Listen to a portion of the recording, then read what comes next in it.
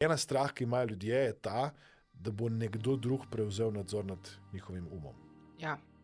V resnici je pa v hipnozi ravno obratno.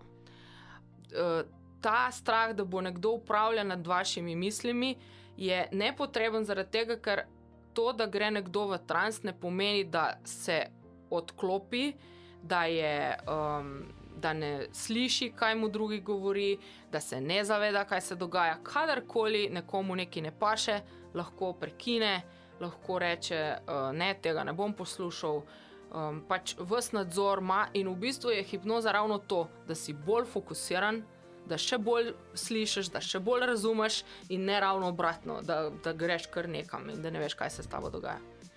Mislim, prva definicija pri samih hipnozi je ta, da vsaka hipnoza je samo hipnoza.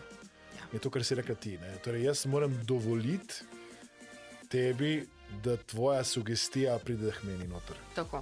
Torej, če jaz ne sprejmem sugestije, se me ne dotakne in na tak način jaz vedno imam nadzor nad svojim umom in svojim delovanjem.